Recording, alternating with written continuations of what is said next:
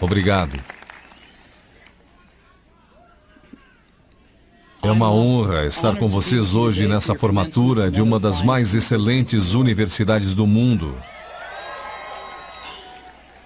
Verdade seja dita, eu nunca me formei na faculdade.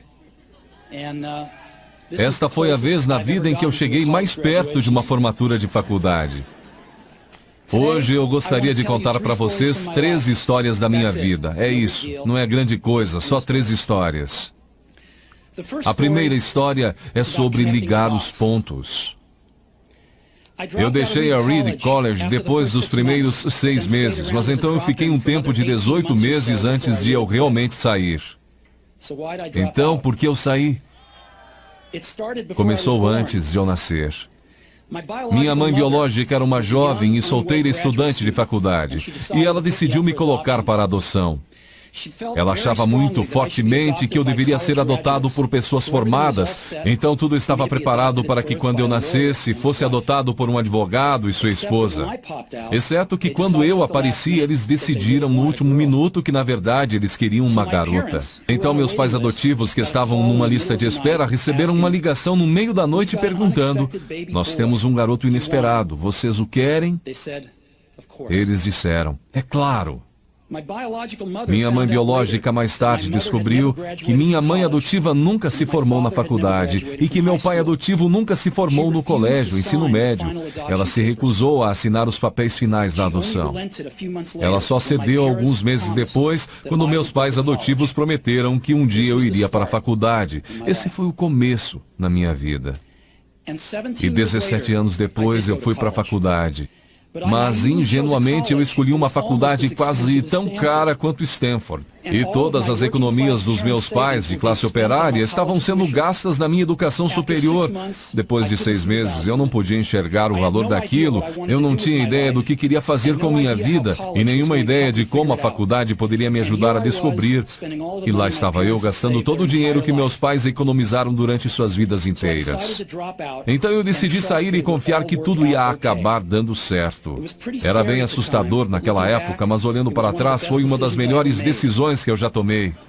Assim que eu saí, eu pude parar de assistir às aulas obrigatórias que não me interessavam e comecei a assistir as que pareciam interessantes. Nem tudo foi tão romântico. Eu não tinha um dormitório, então eu dormia no chão do quarto dos amigos. Eu devolvia garrafas de Coca-Cola aos depósitos por 5 centavos para poder comprar comida, e eu andava 7 milhas através da cidade toda noite de domingo para pegar uma boa refeição semanal no templo Hare Krishna. Eu amava aquilo. E muito do que eu encontrei seguindo minha curiosidade e intuição se mostrou de valor incalculável mais tarde. Deixe-me dar um exemplo. A Reed College, naquele tempo, oferecia, quem sabe, a melhor instrução sobre caligrafia no país. Por todo o campus, cada pôster, cada etiqueta em cada gaveta apresentava uma bela caligrafia manual. Por eu ter saído e não ter que assistir às aulas normais, eu decidi tomar aulas de caligrafia para aprender a fazer aquilo. Eu aprendi sobre caracteres com e sem serifa, sobre a variação do espaço entre diferentes combinações de letras, sobre o que torna a grande tipografia grande. Era bonita, histórica, artisticamente sutil de uma maneira que a ciência não pode capturar. E eu achei aquilo fascinante. Nada disso tinha sequer um lampejo de aplicação prática na minha vida. Mas 10 anos depois, quando nós estávamos projetando o primeiro computador Macintosh, aquilo tudo voltou para mim. E nós colocamos tudo no Mac. Foi o primeiro computador com uma tipografia bonita. Se eu nunca tivesse entrado naquele simples curso da faculdade, o Mac nunca teria múltiplos tamanhos de letra ou fontes proporcionalmente espaçadas. E já que o Windows copiou o Mac, provavelmente nenhum computador pessoal teria.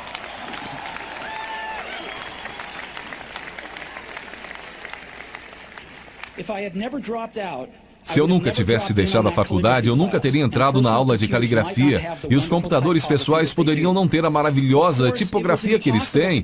Claro que era impossível conectar os pontos, para frente quando eu estava na faculdade, mas ficou muito claro olhando para trás 10 anos depois. De novo, você não pode conectar os pontos olhando adiante, você só pode conectá-los olhando para trás. Então você tem que confiar que os pontos de algum jeito vão se conectar em seu futuro. Você tem que confiar em alguma coisa, seu Deus, destino, vida, karma, seja o que for.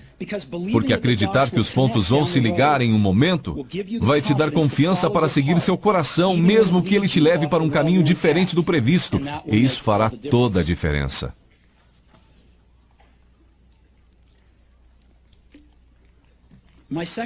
Minha segunda história é sobre amor e perda. Eu fui sortudo. Encontrei o que eu amava fazer cedo na vida.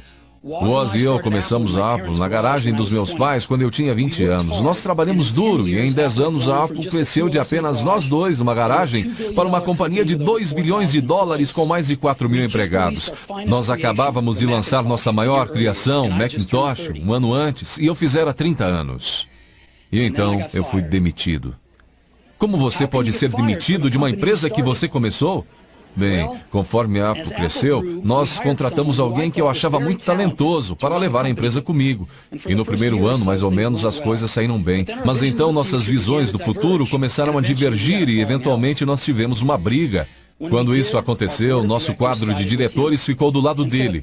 Então, aos 30 anos, eu estava fora, e muito escandalosamente fora. O que tinha sido o foco de toda a minha vida adulta se foi, e isso me destruiu. Eu realmente não sabia o que fazer por alguns meses. Senti que tinha decepcionado a geração anterior de empreendedores, que tinha deixado cair o bastão no momento em que ele estava sendo passado para mim. Eu encontrei David Packard e Bob Noyce e tentei me desculpar por ter estragado tudo daquela maneira. Foi um fracasso público e eu até mesmo pensei em deixar o vale. Mas alguma coisa lentamente começou a nascer em mim. Eu continuava amando o que eu fazia. As coisas que aconteceram com a Apple não mudaram isso em nada. Eu havia sido rejeitado, mas continuava amando. Foi quando decidi começar de novo. Não enxerguei isso na época, mas ser demitido da Apple foi a melhor coisa que podia ter acontecido para mim. O peso de ser vitorioso foi substituído pelo vazio de ser um iniciante outra vez, sem muita certeza sobre nada. E isso me deu liberdade para começar um dos períodos mais criativos da minha vida. Durante os 5 anos seguintes, criei uma companhia chamada Next, outra companhia chamada Pixar, e me apaixonei por uma mulher maravilhosa que se tornou minha esposa. Pixar fez o primeiro filme animado por computador, Toy Story, e é o estúdio de animação mais bem-sucedido do mundo. Em uma inacreditável guinada de eventos, a Apple comprou a Next. E eu voltei para a empresa, e a tecnologia que desenvolvemos nela está no coração do atual renascimento da Apple. E Lorraine e eu temos uma família maravilhosa. Tenho certeza de que nada disso teria acontecido se eu não tivesse sido demitido da Apple. Foi um remédio horrível, mas eu entendo que o paciente precisava. Às vezes a vida bate com um tijolo na sua cabeça. Não perca a fé. Estou convencido de que a única coisa que me permitiu seguir adiante foi o meu amor pelo que fazia. Você tem que descobrir o que você ama. Isso é verdadeiro tanto para o seu trabalho quanto para com as pessoas que você ama. Seu trabalho vai preencher uma parte grande da sua vida. E a única maneira de ficar realmente satisfeito é fazer o que você acredita ser um ótimo trabalho. E a única maneira de fazer um excelente trabalho é amar o que você faz. Se você ainda não encontrou o que é, continue procurando. Não sossegue. Assim como todos os assuntos do coração, você saberá quando encontrar. E como em qualquer grande relacionamento, só fica melhor e melhor à medida que os anos passam. Então continue procurando até você achar. Não sossegue.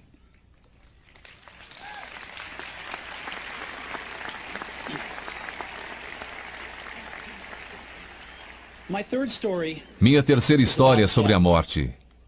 Quando eu tinha 17 anos, eu li uma citação mais ou menos assim: se você viver cada dia como se fosse o último, algum dia provavelmente você vai acertar. Aquilo me impressionou e desde então, nos últimos 33 anos, eu tenho olhado no espelho cada manhã e perguntado a mim mesmo, se hoje fosse o último dia da minha vida, eu ia querer fazer o que eu vou fazer hoje? E sempre que a resposta foi não, por vários dias seguidos, eu soube que eu tinha que mudar alguma coisa. Lembrar que eu logo vou estar morto é a ferramenta mais importante que eu já encontrei para me ajudar a fazer grandes escolhas na vida. Porque quase tudo, toda a expectativa exterior, todo o orgulho, todo o medo de dificuldades ou falhas, estas coisas simplesmente somem em face da morte, deixando apenas o que é realmente importante. Lembrar que você vai morrer é a melhor maneira que eu conheço para evitar a armadilha de achar que você tem algo a perder. Você já está nu, não há razão para não seguir seu coração. Mais ou menos há um ano eu recebi um diagnóstico de câncer. Eu fiz um exame às 7h30 da manhã e ele mostrou claramente um tumor no meu pâncreas. E eu nem sabia o que era um pâncreas. Os médicos me disseram que era quase com certeza um tipo incurável de câncer e que eu não devia esperar viver mais do que de 3 a 6 meses. Meu médico me aconselhou a ir para casa e botar meus negócios em ordem, o que no idioma dos médicos significa prepare-se para morrer. Significa tentar dizer aos seus filhos tudo o que você pensou que teria os próximos 10 anos para lhes dizer em apenas uns poucos meses. Significa ter certeza que tudo está no lugar para que seja tão fácil quanto possível para sua família. Significa dizer adeus. Eu fiquei com aquele diagnóstico o dia inteiro. Depois, naquela noite, eu tive uma biópsia, em que eles enfiaram um endoscópio na minha garganta através do meu estômago e dentro dos meus intestinos colocaram uma agulha no meu pâncreas e pegaram algumas células do tumor. Eu estava sedado, mas minha esposa, que estava lá, me disse que quando eles viram as células no microscópio, os médicos começaram a chorar, porque descobriram que era uma forma muito rara de câncer pancreático que seria curável através de cirurgia. Eu fiz a cirurgia e hoje eu estou bem.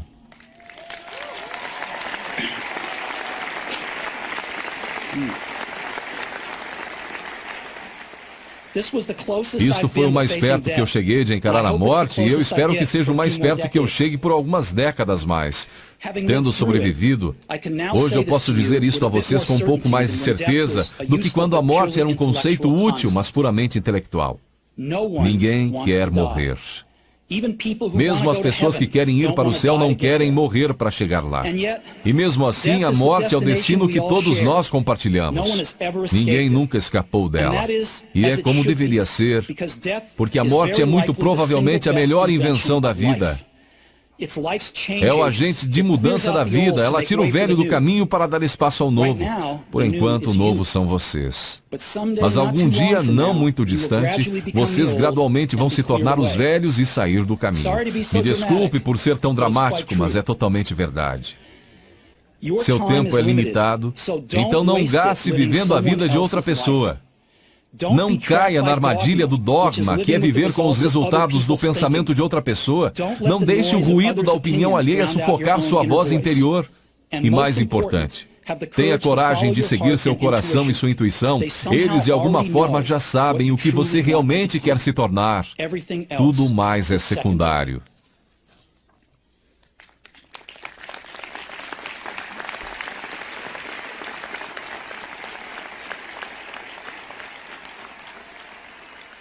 Quando eu era jovem, havia uma maravilhosa publicação chamada O Catálogo de Toda a Terra, que era uma das bíblias da minha geração. Foi criada por um camarada chamado Stuart Brand, não muito longe daqui, em Menlo Park. E ele deu vida à publicação com seu toque poético. Isso foi no final dos anos 60, antes dos computadores pessoais e da editoração eletrônica, então tudo era feito com máquinas de escrever, tesouras e câmeras Polaroid. Era tipo o Google formato brochura, 35 anos antes do Google aparecer. Era idealista e com abundância de recursos elegantes e ideias brilhantes. Stuart e sua equipe publicaram várias edições de O Catálogo de Toda a Terra, e então, quando seu papel estava cumprido, eles publicaram uma edição final. Era meados dos anos 70 e eu tinha a idade de vocês. Na contracapa da edição final havia uma fotografia do amanhecer em uma estradinha de terra, do tipo em que você poderia ficar pegando carona se você for aventureiro. Embaixo dela estavam as palavras Stay hungry, stay foolish. Era a mensagem de despedida deles ao sair do ar. Stay hungry, stay foolish. E eu tenho sempre desejado isso para mim mesmo. E agora, a vocês, se formarem para começar outra vez. Eu desejo isso a vocês. Stay hungry, stay foolish. Muito obrigado a todos vocês.